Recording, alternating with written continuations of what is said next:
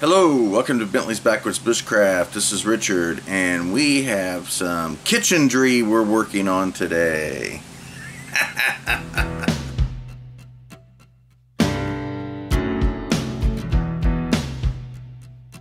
Alright, so I have a knife, I have an onion, a pepper,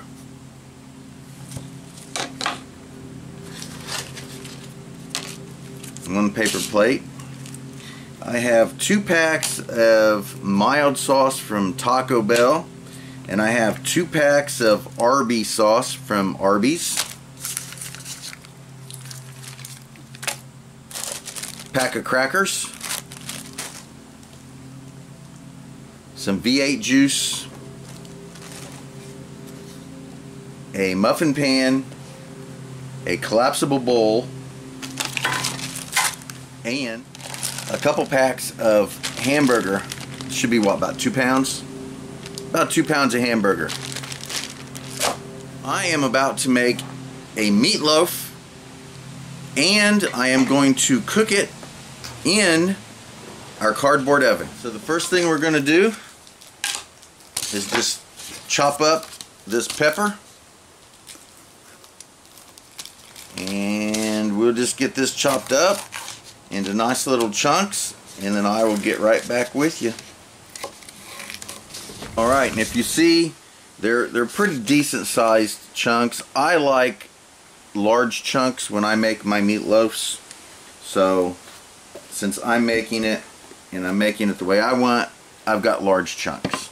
And I'll just go ahead and put those in my green container, my collapsible container here.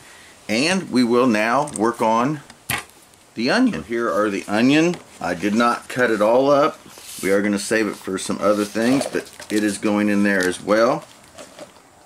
So now I have my onions and my red peppers. So we'll mix those all up. Next we have a bunch of crackers. I will just leave them in the container here and just mush them up nicely. And that's good enough for me. I'm going to put some in there. I'm not going to put them all in there right now. Just going to put a little more than half of them in there. And now we are going to add the hamburger. So I am going to place both of my 1 pound bags of hamburger, or thereabouts 1 pound, into my mixture. Well, that's about 2 pounds actually. I said 1 pound each, about, yes. And I like playing with this. This is fun. So I'm going to do some mixing before I add anything else, just to kind of get that nice and mushed in there together to some degree. That's kind of good for now. So now I'm just going to add the 2 packs of Taco Bell mild seasoning and the 2 packs of Arby's sauce.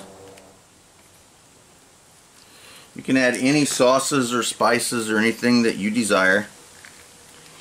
I don't ever do it the same way twice. When I cook, my cooking is just like everything else I do in my life. It's sporadic, and it's based off of whatever I'm interested in at the time.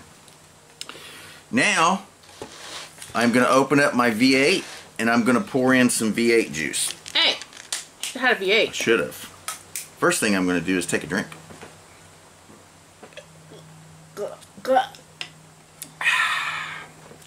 And I'm going to add a little bit of V8 juice.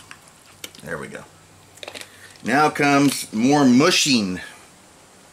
Now I like this part of the process. There are some people that are sitting across from me over there named Michelle, who doesn't like getting her hands dirty in raw meat or foods. Yeah, she doesn't like touching it. Yuck. And I understand that. Alright, so while Michelle is continuing that, that's fine. Okay, there we go. So there's the grease pan. Now I'm not 100% sure we're really going to need grease, because this meat as greasy as it is, but I don't like cleaning those. yeah, it doesn't hurt to butter them anyway.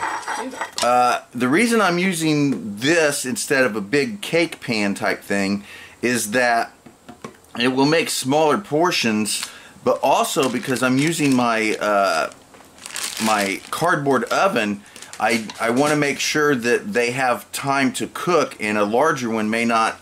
I may have to use more fuel to cook with. So this way, so all I'm going to do is just make nice little round balls, decent size. There we go. This is pretty decent, and I'm just going to plop that in there. There we go. And there we go. Well, let's see. Let's add, yeah, add a little bit more of that one. Add a little bit to this one, and a little bit this one here. We'll, hold on. Let's pat. Okay, pat them with love. Pat. That one, maybe a little bit more there. Yeah.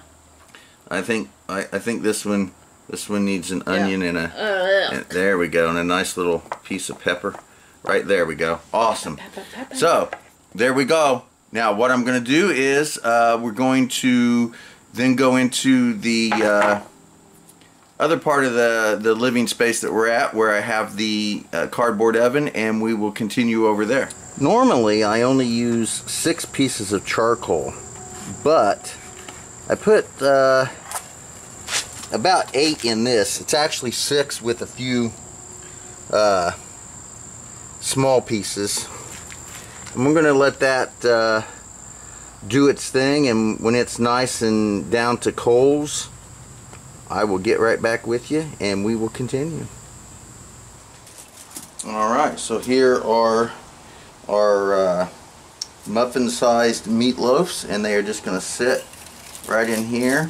I do have another pan, and after these get cooked we will continue and we will do another pan, but we're going to do these on camera. Just slip our coals in there.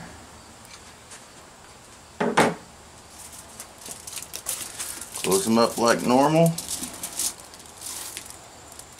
Got a little bit of vent on the side, and we just leave them there until the cooking is over. They're not really done yet, but I do want to show you how fantastically wonderful they are looking.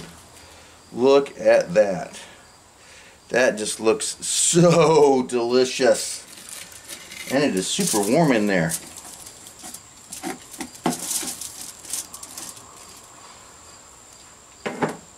Not much longer though. I'm at the 1 hour mark and they are done. So they're going to come out. Look at those tasty little morsels. Fantastic. Just going to set them here while I go get the other ones, and I'm going to transfer these into our living space, and I'll get the other pan and get it started. Alright, so here is the other pan, and I will stick that in there. There we go. I may have to refresh the coals here in a little bit, but we'll see. I'm going to give that, probably going to take a little more than an hour just because it's bigger, but we'll see. Get right back with you guys. So we are going to see how these turned out.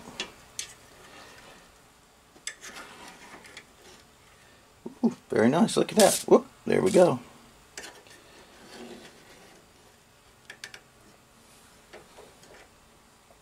Turned out pretty decent, I think.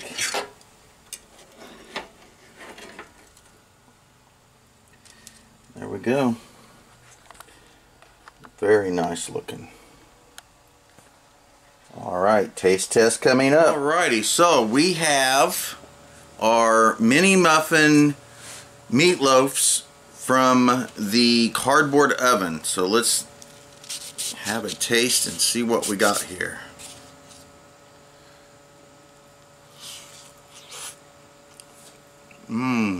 Oh. I really like that. And it's got just that hint of smoky charcoal flavor.